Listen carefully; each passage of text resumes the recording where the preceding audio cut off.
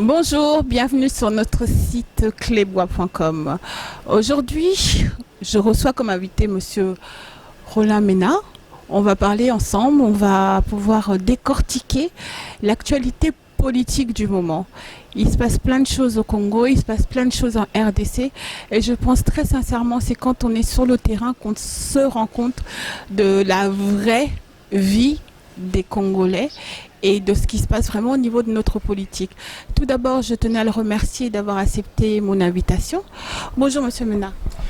Bonjour Pichou, merci beaucoup. C'est moi d'ailleurs qui devrait te remercier de m'inviter encore une fois. C'est la preuve que tu t'intéresses à tout ce que je suis en train de faire et que tu as besoin aussi de faire de telle sorte que tout ce que nous faisons soit connu du plus grand nombre de nos concitoyens et je tenais à remercier Clébois pour ça.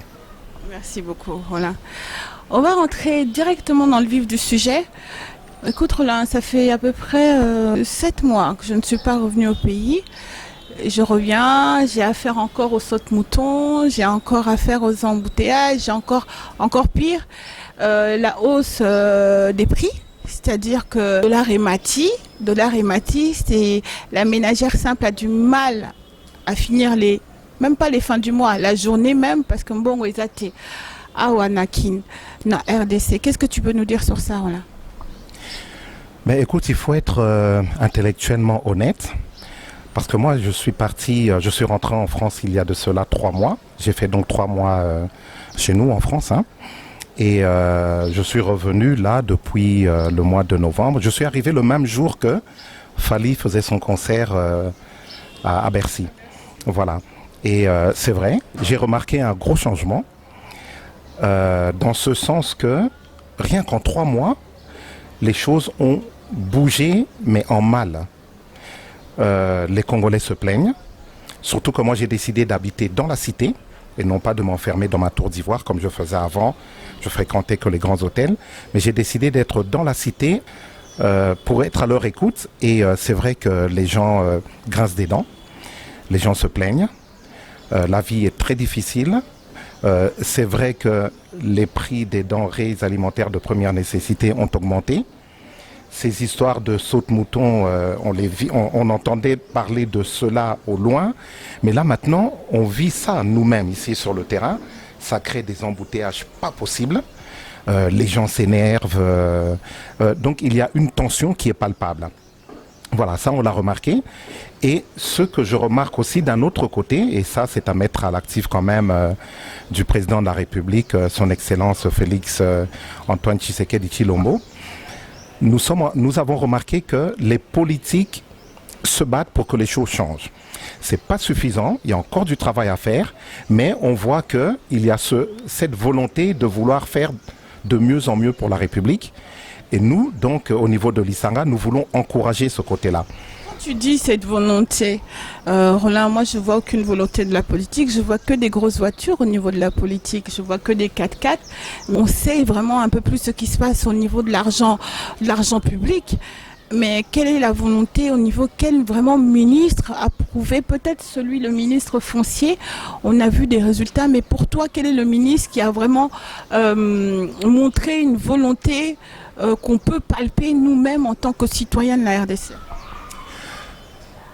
Tu sais, Pichou, là c'est le chrétien qui s'exprime. Hein. On dit toujours, au commencement, il y avait la parole. La volonté, elle est là. Déjà, elle s'exprime. Lorsque j'entends le chef de l'État s'exprimer, pour moi, il manifeste déjà une volonté de vouloir bien faire les choses. Lorsque j'entends certains ministres s'exprimer aussi, on sent qu'il y a la volonté dans les propos qu'ils tiennent, de vouloir faire de telle sorte que les choses aillent de mieux en mieux. Mais je pense que ce n'est pas suffisant dans ce sens qu'ils ne sont pas assez nombreux à exprimer cette volonté pour que, par la suite, nous pouvions exiger d'eux qu'ils joignent le geste à la parole. Voilà, c'est dans ce sens que nous, les Sangas, nous nous exprimons. Nous les avons entendus, mais maintenant, nous voudrions que les faits et gestes qu'ils veulent poser ou qu'ils disent vouloir poser soit palpable pour ce peuple-là, qui est le peuple souverain, ce peuple que nous voulons tous servir, autant ceux qui sont aux responsabilités que des personnes comme nous qui ne sommes pas aux responsabilités, mais qui voulons faire quelque chose, qui voulons encourager ceux qui mouillent le maillot. Et je pense que vous aussi, au niveau des médias, c'est ce que vous attendez aussi. C'est que l'on voit des choses qui aillent de mieux en mieux pour que vous puissiez justement divulguer cette information auprès des Congolais plutôt que l'on reste toujours comme ça dans le statu quo. Les choses ne bougent pas, les gens parlent beaucoup, mais le citoyen congolais lambda, lui, son quotidien ne change pas, ne s'améliore pas.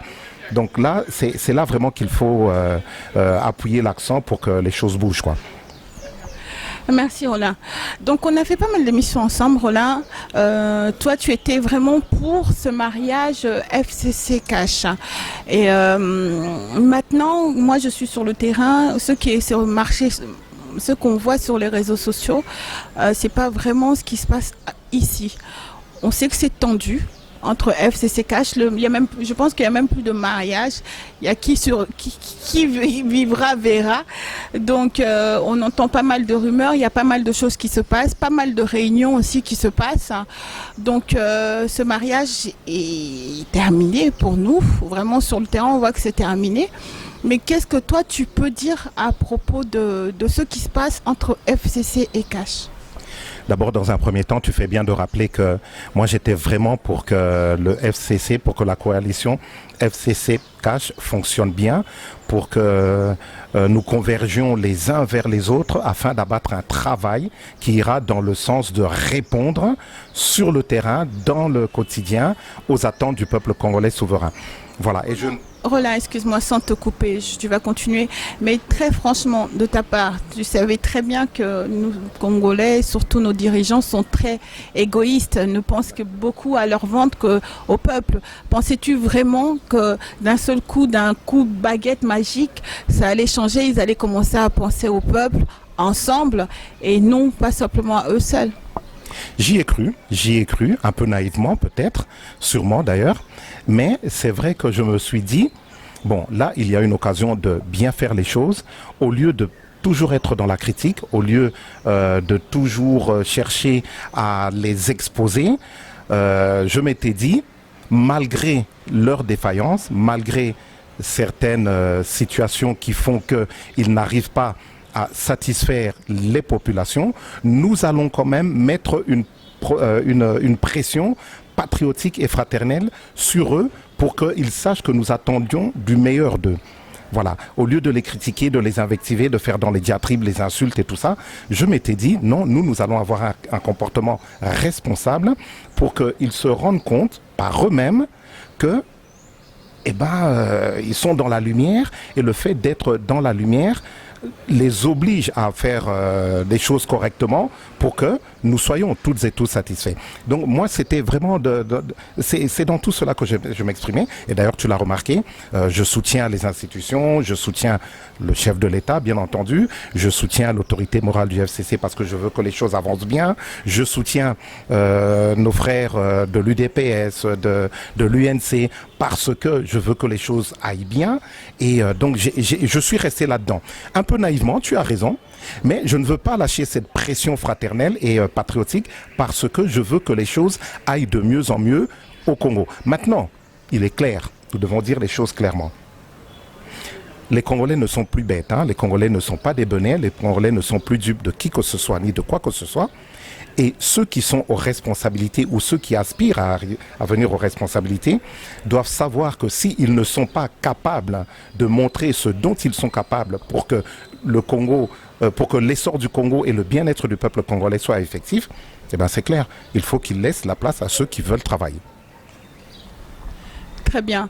Dernièrement, on a vu aussi pas mal d'arrestations. On a vu l'arrestation du patron de l'Arobank, la grosse banque, pour des signatures effectuées pour des transactions de blanchiment d'argent.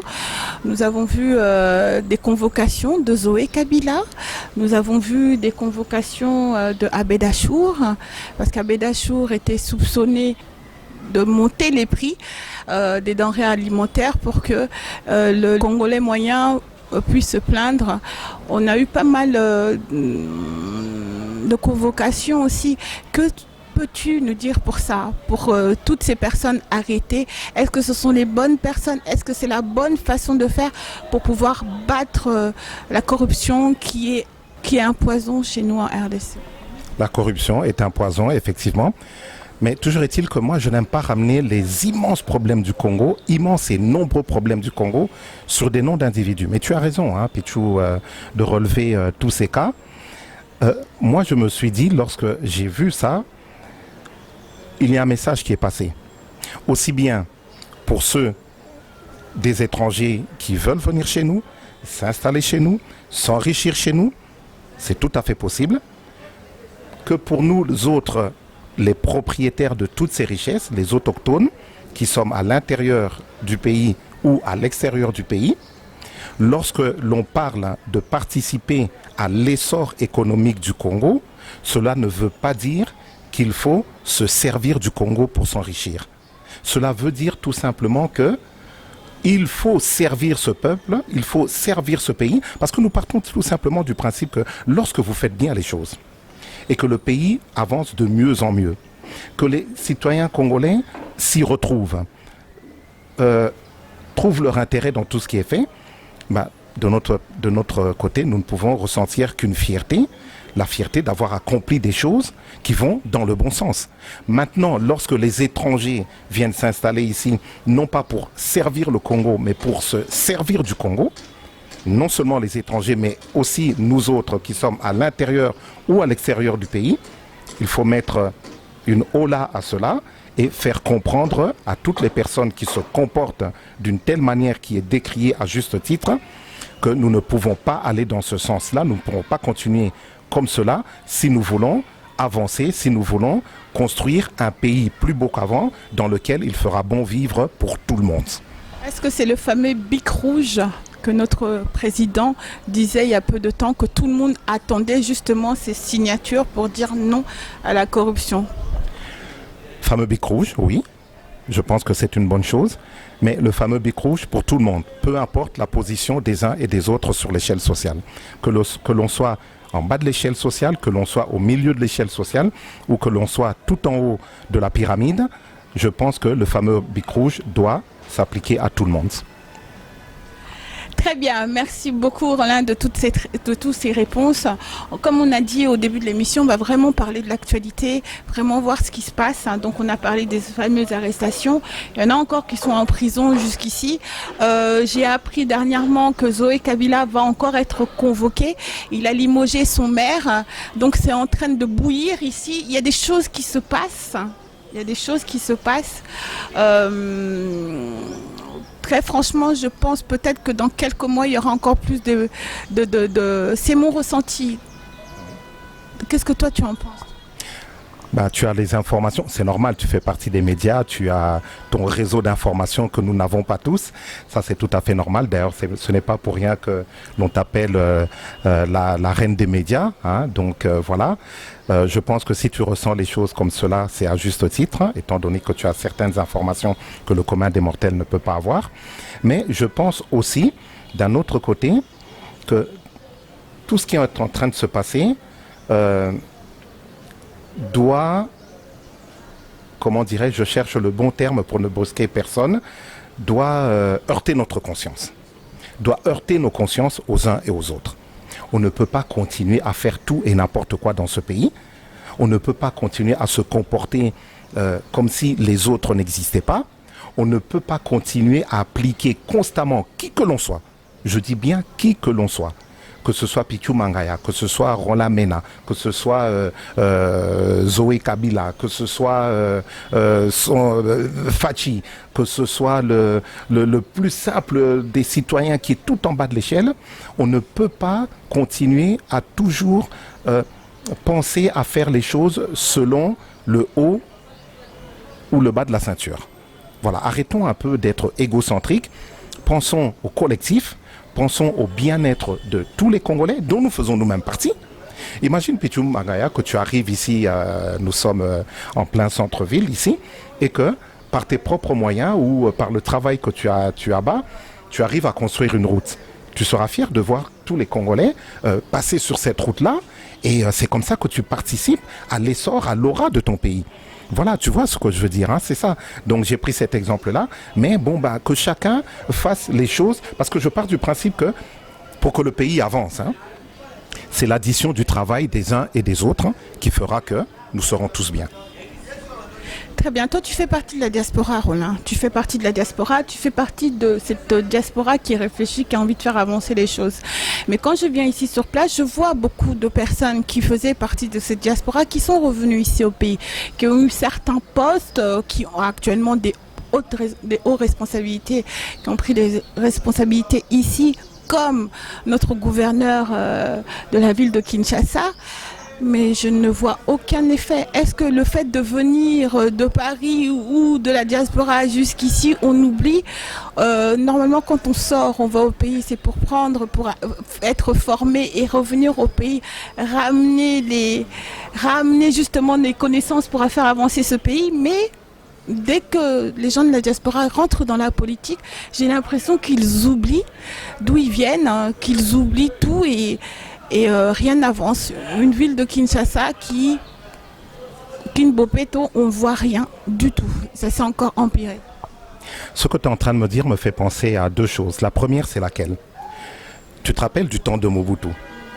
Ceux qui étaient dans la diaspora, ils critiquaient ceux qui étaient au pouvoir. Oui, Mobutu Azosa, les Loroté, tous ces gens-là, les Mobutistes, d'ailleurs, vous devez partir. Ils étaient très critiques. Et qu'est-ce que nous avons remarqué? Mobutu est parti et ceux qui le critiquaient sont arrivés au pouvoir et ils se comportent pire que ceux qui étaient là. Et qu'est-ce qu'on voit? Voilà, ceux qui restent à l'extérieur critiquent de nouveau. Oui, mais voilà, Laurent Désiré Kabila, Salé Loko mon côté, Ayeli Bisoba Rwandais, Boina Boye, Makamwe Bele Bele. Nous avons vu ce qui s'est passé après le pouvoir du feu Laurent Désiré Kabila. Nous avons eu le pouvoir de Kabila. Ceux qui critiquaient Laurent Désiré Kabila sont arrivés au pouvoir et ils se sont comportés encore de manière vraiment décevante. Pareil, pendant que Raïs était là, je vais l'appeler comme ça, hein, voilà, parce que nous l'appelons maintenant comme ça, Raïs était là, nous autres qui étions à l'extérieur, je me mets dedans, hein, je parle bien en utilisant la première personne du pluriel. Nous autres qui étions à l'extérieur, qu'est-ce qu'on n'a pas dit? Oh, on n'a pas cessé de critiquer, d'injurier, de tenir des invectives, des diatribes, d'être extrêmement virulent contre Raïs et son pouvoir et son régime. Raïs est parti et ceux de nous autres qui le critiquaient hier, qui arrivent aujourd'hui au pouvoir, qu'est-ce qu'ils font? Rien du tout. Le problème de ça, le danger de cela, c'est quoi? C'est que, en se comportant ainsi, nous désacralisons nous-mêmes la fonction politique. Ce qui fait que même nous autres, les Roland Mena et consorts, qui ne sommes pas aux responsabilités, si nous nous mettons à critiquer comme nous le faisions auparavant, les Congolais seront en droit de se dire « Ah mais bino les lobozo critiquer, mais l'obitan borosala wana, et l'onin borosala ». Borosala exactement la même chose. C'est pour ça que, et là c'est le deuxième point que je voulais mettre en évidence, c'est pour ça que nous avons choisi, nous autres au niveau de l'Isanga, de ne plus mettre une pression dans le sens de clouer au pilori ceux qui sont là, de les critiquer, de les invectiver, de chercher la petite bête. Nous nous sommes dit, bon ok, maintenant c'est vous qui êtes là. Nous, ce que nous allons faire, ce que nous faisons, c'est que nous vous encourageons. Faites bien le travail. Si vous avez besoin de nous, nous sommes là. C'est pour ça que tu remarqueras dans toutes mes publications, je mets toujours réserve de la République. Les Congolais ne comprennent pas, certains disent oui, mais réserve de la République, ça veut dire quoi? Ça veut dire tout simplement que je suis disponible partout où on aura besoin de moi, partout où on aura besoin de mes conseils, partout où on aura besoin de mon apport, partout où on aura besoin de mon expertise, partout où on aura besoin de tout ce que je peux apporter pour que les uns et les autres avancent bien dans ce qu'ils sont en train de faire. Voilà, donc c'est ce genre de pression-là que nous préférons mettre, une pression fraternelle, une pression patriotique, pour que ces gens-là se disent Bon bah voilà, j'ai des Pichou Mangaya, j'ai des Roland Mena, j'ai un tel qui m'observe. Ouh là, maintenant je peux pas me permettre de faire tout et n'importe quoi. Il faudrait peut-être que je fasse les choses de telle manière que bon bah maintenant les gens se disent ah là vraiment il y a un travail qui est en train d'être abattu, un travail valable, un travail qui va faire, excuse-moi, je me répète encore à bon escient, un travail qui va faire que l'essor du Congo, le bien-être du peuple congolais ne va plus être un simple slogan, mais va devenir quelque chose de palpable. Très bien. Donc, une autre actualité. Hier, on a vu Jean-Marc Abound à 20h sur RTNC parler de l'UDPS en tant que président intérimaire. Je sais, toi, tu as ton parti Lisanga. Mais qu'est-ce que tu peux nous dire? Parce que l'UDPS, c'est le parti qui est au pouvoir, mais qui est aussi opposant. Qu'est-ce que tu peux nous dire sur ça en tant qu'actualité qui bouge un peu ici en RDC? L'UDPS, tu sais, moi, quand je suis arrivé en Belgique, j'avais 4-5 ans. J'ai commencé mes études là-bas, j'ai commencé ma scolarité et tout ça, après mes études. Et nous étions tous à un moment membres de l'UDPS. Banapoto, tous, Tozaraki, Batouya UDPS, membre à UDPS, parce que c'était le seul mouvement d'opposition qui était à l'extérieur. Donc c'est vraiment un très grand parti. Et ce que je regrette, c'est tout simplement, et ça j'aimerais le faire comprendre à nos frères de l'UDPS, puisque nous sommes dans la coalition FCC-CACH. Donc en tant que président national de l'Isanga, j'aimerais leur faire comprendre que ce n'est pas dans la violence qu'on résout les problèmes. La violence, oui, elle peut aider à attirer l'attention. Mais une fois que vous avez attiré l'attention, vous ne pouvez pas rester dans la violence. Parce que là, les problèmes ne seront pas résolus. Après, il faut faire preuve de sagesse, il faut être dans le compromis, il faut être dans le dialogue, la discussion, pour arriver à résoudre les problèmes que nous avons les uns et les autres en interne.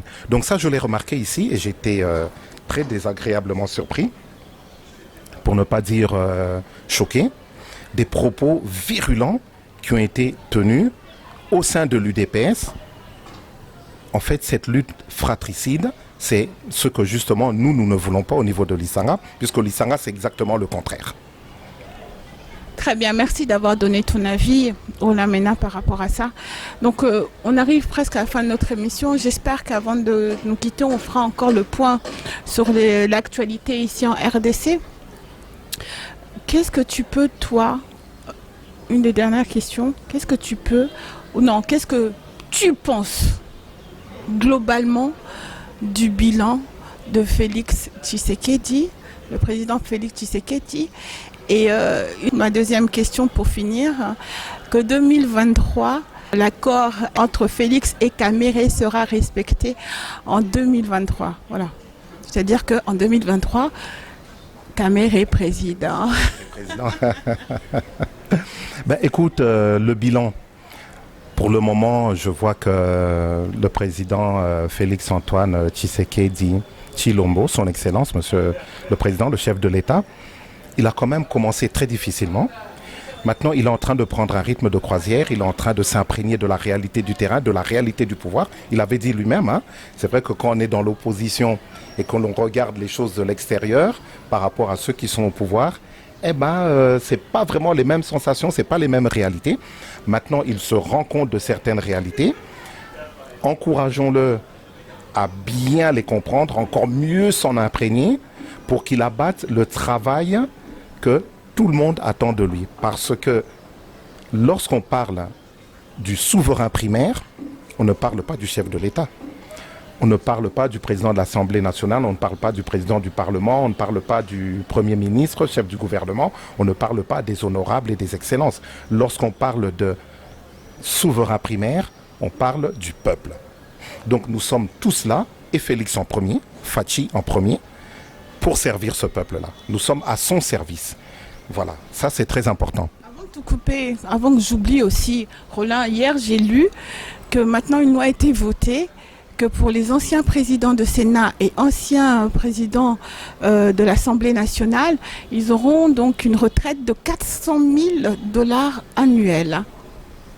Cela ne me dérange pas à une condition, qu'ils aient abattu un travail qui fera dire au peuple souverain que oui, vous méritez cela. Maintenant, est-ce qu'ils le méritent? C'est la question qu'on devrait leur poser. C'est la question que moi je te pose. En regardant certains, je me dis qu'il y a encore beaucoup de choses à faire pour mériter cela. Donc nous les encourageons, nous restons sur notre ligne de conduite. Nous encourageons toutes les personnes qui sont aux responsabilités afin qu'elles abattent un travail valable, un travail performant, un travail de haute qualité qui fera que le souverain primaire, notre chef à tous, pourra, parce que cet argent on le retire d'où? Du trésor public, c'est-à-dire de la poche des Congolais, qui fera que lorsque les Congolais verront qu'on aura donné cet argent en leur nom, eh ben, ils ne trouveront rien à dire. Pour le moment, je pense qu'il y a encore beaucoup de travail à faire. Alors, concernant notre frère Vital Kamerhe, qui est avec nous dans la coalition FCC Cash, bon, je ne vais pas rentrer dans les détails parce que je ne les connais pas. Je ne fais que donner mon avis. Hein, voilà, une opinion qui n'engage que moi. Je pense qu'il ne faut pas mettre la charrue avant les bœufs. Faisons d'abord le travail que les Congolais attendent de nous. Abattons ce travail-là pour que les uns et les autres nous soyons satisfaits. Nous devons être satisfaits du travail que nous abattons. Et une fois que ce travail a été abattu, il faudrait que le peuple congolais acquiesce, que le peuple congolais adhère à cela pour que par la suite, nous puissions faire des projections sur le futur, notamment 2023. Nous autres, au niveau de l'Isanga, nous sommes déjà dans les starting blocks pour 2023. Pourquoi? Parce que en 2018, nous avons été candidats mais malheureux, comme on le dit, hein, tout simplement, candidats malheureux, c'est-à-dire que nous n'avons pas été retenus. Nous avons fait une introspection, pardon, le mot est difficile à dire, introspection personnelle, et nous nous sommes rendus compte que nous avions beaucoup de failles, que nous avions fait beaucoup d'erreurs, et que nous n'avions pas donné assez de temps au temps. C'est pour ça que nous nous positionnons déjà dès maintenant dans nos starting blocks, pour avoir le temps de bien faire les choses. Comme on dit, hein, une fable qui le dit, rien ne sert de courir, il faut partir à point. Nous partons maintenant. Très bien, Monsieur Mena. Merci beaucoup, Roland. Nous avons donc terminé cette émission, mais je vais quand même te laisser le mot de la fin. Un message à faire passer, que ce soit aux internautes qui nous suivent, que ce soit même aux hommes politiques qui nous suivent, que ce soit même aux Quinois ou aux Congolais qui nous suivent sur clebois.com. Quel est ton message, ton dernier mot? Ce ne sera pas le dernier mot, disons, ce sera le mot qui fera que nous allons rester dans le dialogue, dans la discussion, que nous allons être l'Isanga autour de la mère patrie, notre patrie de cœur, la République démocratique du Congo. Voilà, soyons sérieux. Ne cherchons pas toujours à fouiller dans les excréments. Soyons respectueux les uns des autres. Valorisons ceux qui méritent de l'être. Accordons de l'importance au travail qui est abattu, tout en dénonçant ce qui doit l'être. Mais n'inventons pas des histoires abracadabrantesques rien que pour nuire à autrui. Ce n'est pas ce que les Congolais attendent de nous. Les Congolais attendent de nous de l'excellence. L'excellence par le travail, l'excellence dans le propos. Et considérons que la République n'est pas notre fait privé. La République, la nation appartient à tous les Congolais. Si on se sent capable d'abattre un travail, faisons-le. Nous serons récompensés parce que tout travail mérite un salaire, ça c'est tout à fait juste, mais ne nous cramponnons pas à des postes à responsabilité alors que nous n'avons pas les compétences de nos ambitions. Et là je pense que, et là j'en appelle au chef de l'État, son Excellence Félix Antoine Tshisekedi Tshilombo, qui n'appartient plus à un regroupement, qui n'appartient plus à une structure, quelle qu'elle soit, mais qui appartient à toutes les filles et à tous les fils de la nation. C'est notre premier serviteur. Nous l'avons mis là où il est aujourd'hui, nous autres les Congolais. Qu'on l'aime ou qu'on ne l'aime pas, c'est notre chef de l'État. Il faudrait qu'il fasse le nécessaire pour que ce soit les compétences qui est le bâton de commandeur et non pas que ceux qui ont une certaine notoriété. C'est pas parce qu'on est connu qu'on est bon, hein. On peut être connu et être très bon, effectivement, cela, il n'y a pas de problème. Il faut vraiment qu'ils aient l'occasion de prouver ce dont ils sont capables. Mais il y a d'autres personnes qui sont compétentes, mais qui ne sont pas connues. Alors celles-là, qu'est-ce qu'on en fait? On les jette à la poubelle? Non. C'est le travail du chef de l'État. Aidons-le pour qu'il réussisse, parce que s'il réussit, sa réussite sera la nôtre, sera celle du Congo et sera celle de tous les Congolais. Très bien, très bien, très bien. Merci beaucoup, Roland Mena, pour ces quelques minutes passées avec nous. Merci pour ton intervention. Merci de nous avoir donné ton opinion. Merci à cleboa.com. Merci Pichu Mangaya qui est toujours là à notre service. Je tenais à le dire parce que si aujourd'hui, en toute humilité, un certain Roland Mena est connu dans le milieu politique congolais, est connu au niveau de la diaspora, c'est grâce à des personnes comme Pichu Mangaya, c'est grâce à des structures comme Cleboa. Franchement, je tenais à te remercier en mon nom propre, au nom de l'Isanga que je représente, mais aussi au nom de tous les politiques que tu as reçus sur ton plateau et qui est grâce au travail que tu as fait. Maintenant, nous nous connaissons les uns les autres, nous nous appelons, nous nous parlons. Si tu n'avais pas fait ce travail, nous n'en serions pas arrivés là. Bravo Pichu Mangaya. Merci beaucoup Roland, merci beaucoup. Donc comme je dis, on est arrivé à la fin de notre émission. Je remercie donc toute l'équipe de cleboa.com qui nous soutient et qui est derrière donc ce travail fait pour notre chaîne. Je remercie Herman Emporio, bien sûr, garçon slim. Gros bisous à toi Herman. Merci Irène Mwanza, merci beaucoup au boss Jean-Claude Mosaka. Merci de la nation. Reviens-nous vite où tu es là-bas bloqué. Merci et très bientôt sur notre site cleboa.com. Merci beaucoup Roland.